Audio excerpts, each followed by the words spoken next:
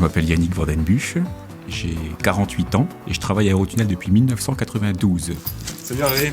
J'occupe le poste de dispatcher au matériel roulant depuis 1997. Yes.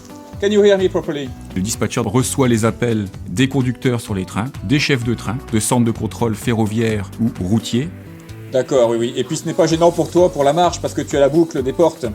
Il envoie des équipes où se trouve la demande d'intervention et ensuite il suit l'intervention pour pouvoir rendre compte.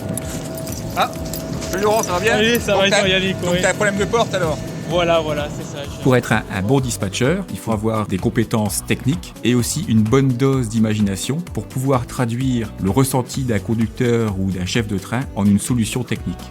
Il y a des gens qui ont dit qu'on était comme des docteurs. C'est-à-dire qu'il y a tellement de systèmes dans un train que ça ressemble presque à un organisme où un petit détail quelque part, ça va rejaillir sur un autre système.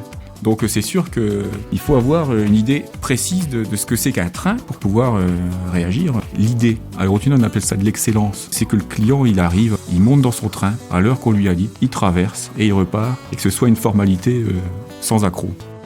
Ce qui fait qu'on peut rester longtemps comme ça dans une entreprise, c'est vraiment la multiplicité des techniques qui sont employées à Eurotunnel. Une entreprise qui est à la pointe, qui utilise les dernières technologies, sont tout le temps en train de rechercher des améliorations. C'est vraiment une chance, quand même, dans une entreprise, d'être sans arrêt comme ça en évolution.